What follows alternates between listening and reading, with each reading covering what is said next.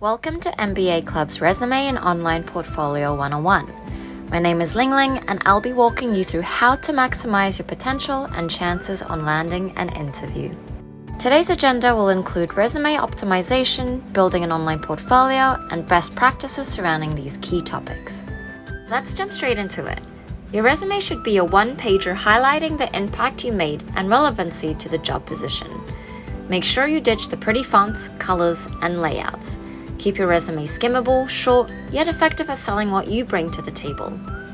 The best format that is proven to work for tech, consulting, and big banks typically follows listing your work experience, followed by leadership experience, education, and finally, skills and interests.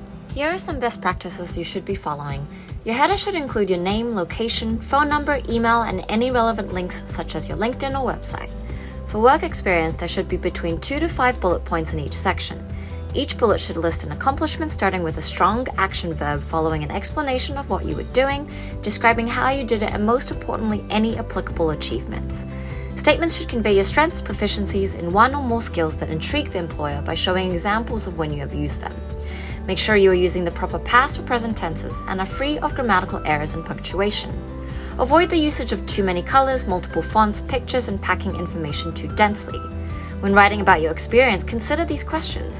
What was the result or outcome of your work? What were your accomplishments? How did you impact the organization?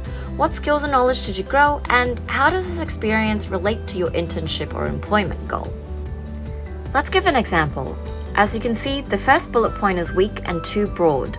The second bullet point, however, is what recruiters are looking for. It's effective and straight to the point. Moving on, the leadership section is optional, but good to include various relevant leadership experiences related to the job or internship. The skills section should include concrete and testable skills such as technology skills and languages. This should not be soft skills like communication, organizational, and interpersonal skills, as those are instead incorporated into your bulleted accomplishment statements under work experience. The education section should include your relevant major and degree, location, graduation date, organizations, and any relevant coursework. Only include your GPA if it's above 3.5. Although the interest section is also optional, it's a nice representation of what you like to do outside of work for fun, painting you as a human.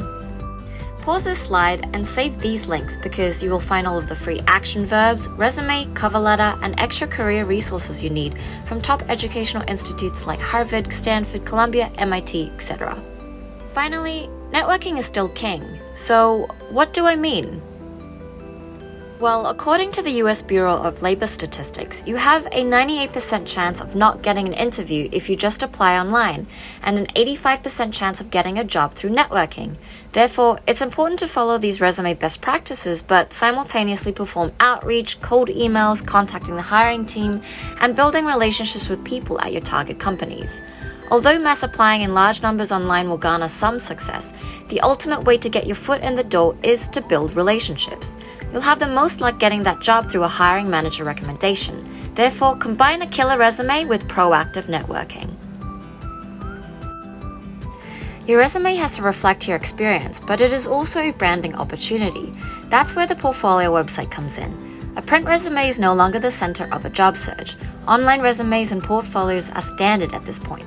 It's important to showcase companies you've worked for with examples of that work.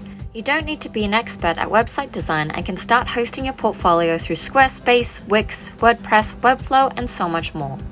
Getting a domain name is simple and can be done through GoDaddy and other similar web hosting services. I strongly suggest parking a domain name with just your name. Your website should also contain an about me, your work, and contact information.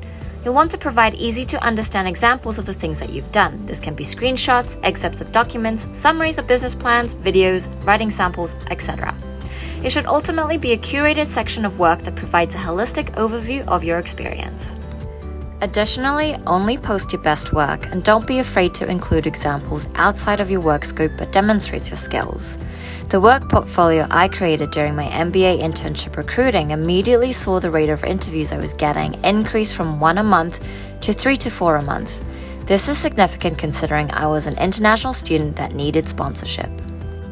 Let me now walk you through my specific example, and you can check it out more in depth at linglingchen.me. As you can see, my front page is a simple TLDR of who I am, my past, present, and what I am always like in the workplace. Next, my work portfolio includes clear and detailed examples of the impact I created, with quantifiable examples and proof through screenshots and images. Pro tip: one of the job descriptions I was interested in required consumer journeys mapping and competitor analysis. You're seeing me scroll through my work at Music Traveler, and although I didn't do these requirements explicitly on the job, I was able to create the work and add it to the portfolio. The point being, I am capable of these skill sets, and sometimes you have to fake it until you make it in order to get your first foot through the door. Here you can see me scroll through my client Alibaba. Don't forget to include a little about me and the company, the core scope of tasks that you've completed, and business objective that you helped achieve.